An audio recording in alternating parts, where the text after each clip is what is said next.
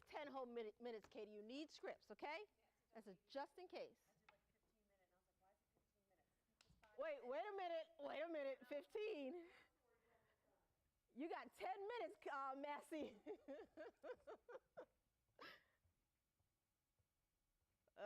Now we're talking.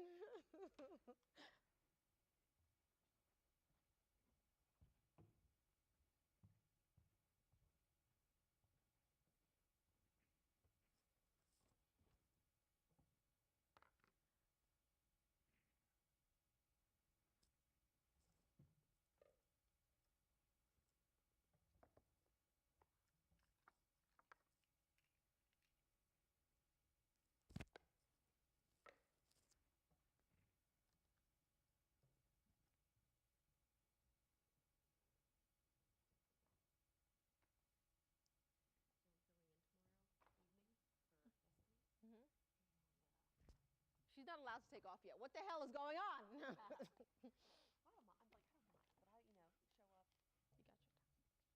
You got your time in. Oh yeah, I got mine. I got mine. Okay.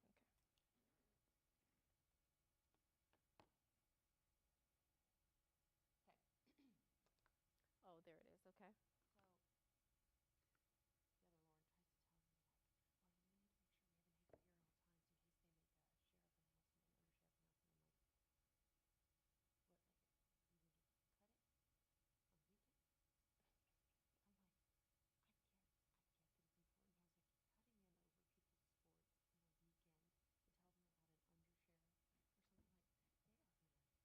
they are gonna. Yeah, you're gonna get your. You're gonna get cussed out for any little thing. I'll be here at 3:30 and not a minute before. Oh dear.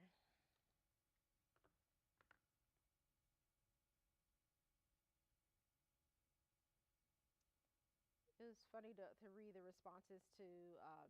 There was some, I read my emails late sometimes. So there was some type of cutting we did, and one email was just like, who gives a damn? The other was just like, well, why didn't you show the full thing? Why are you showing the commercials in between? So it's like you just can't please win. everyone. It's just like I guess okay. For me, when I see like a break in for a special report, I'm like, oh Lord, what's going on?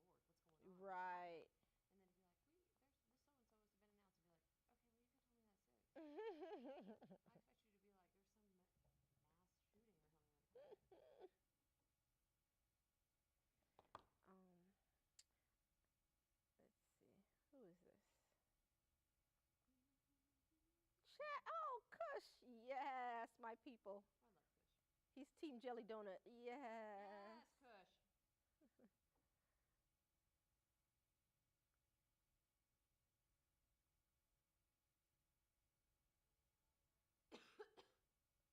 Oh man, look in the lung.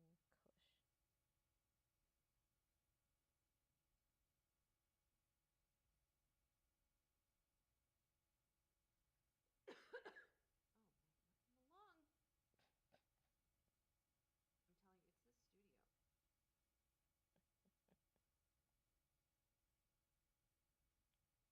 Did you see that blasphemy that damn Alex wrote? No, what? Who?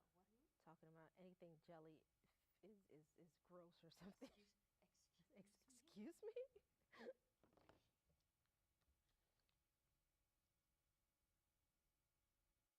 We have the latest in the National Hurricane Center's advisory on potential tropical cyclone 1 if and when it impacts us here at home in just a bit.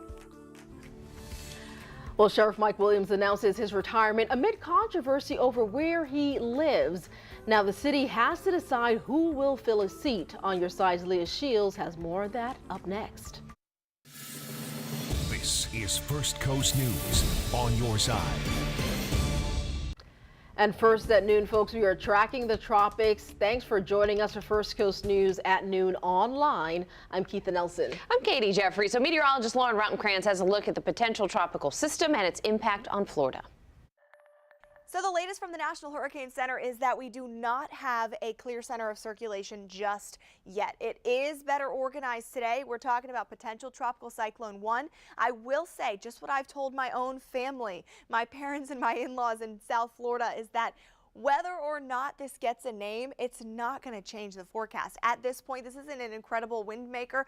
If anything, it is just a big rain maker for South Florida and the Florida Keys. So right now, the convection or the thunderstorm activity still not really associated with that center just yet. So once we get that, probably later on today, we should have Tropical Storm Alex, because those winds possibly up to 40 miles per hour, which would deem it tropical storm status. All right, so that line or the track, of course, headed toward the Coral Gables, Fort Myers area, and then going to be pushing offshore near Sebastian and into the Vero Beach area by later Saturday. So this is going to move on in and move on out, but it's going to dump a whole lot of rain. So the big three is that, of course, Tropical Storm Alex expected to form by later today. That would be our first named storm of the 2022 hurricane season. Flooding south of Melbourne, so think maybe even that I-4 corridor southward. That's where the bulk of the impacts are going to be with this system, which again is the rain. All right, so 8+ inches of rain expected for South Florida. I would say some places like Miami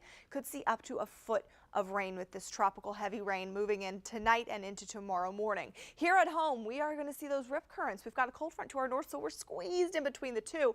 We're going to have very breezy northeast winds, especially along the coast. Seas building to 3 to 5, maybe even 4 to 6 feet through Sunday. And if we're lucky, we get less than a ½ inch of rain, okay? And so most spots are going to be mostly dry all weekend long. Hurricane hunters currently investigating out there. Not only that, we've got NOAA's planes now heading out and investigating the environment around Florida to see how it will be impacted, this system, as it travels up toward the northeast. They've got that pressure of 1,002 millibars, but again, very lopsided system. All the rain already pushing into the Keys and into South Florida. Again, completely different story here. All right, so we can kind of calm it down. And as we slide into the weekend, just keep in mind the rip currents are going to be rough. If you're headed to the beach, it is going to be a different story. But folks inland, you know, not that bad actually overall. You can see all that heavy rain pushing in overnight. A good night for South Floridians to stay put. But for us, get out for dinner this evening. The wind picks up tomorrow, and we could see a few of those quick moving showers moving onshore. And then into Sunday, I would say what we'll watch are the sea breezes starting to get going once again, and some late day evening storms for inland areas. Otherwise, our weekend is looking all right. Again, we'll have to dodge a couple showers, but windy with those rip currents, I think, is the headline for us. So as far as that Sunday sandbar forecast, that's my pick day because there's less of a lightning risk overall. Some of those downpours moving in on Sunday or Saturday, excuse me, could have some lightning in them. Hot today, but slightly cooler with those breezes tomorrow and Sunday. Be sure to take our weather team's forecast along with you on the First Coast News app. If you don't have it, just text the word app to the number on your screen, 904-633-2402. Let's get to some breaking news we've been following overnight into the early morning. JSO is investigating a shooting on the city's north side. So this happened at a Sunoco gas station on Kings Road. The victim, we're told, is recovering in the hospital and is expected to be all right.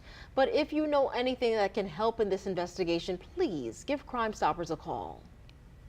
The Jacksonville sheriff is retiring after a week of controversy swirled around where he currently lives. Sheriff Mike Williams says he will walk away a week from today.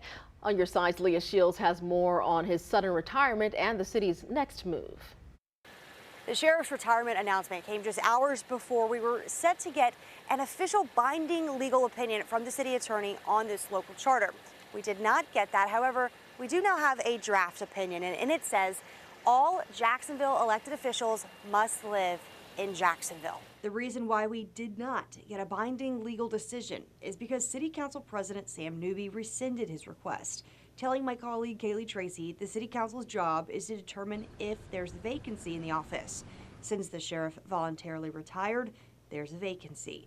Newby says the opinion is now a moot point.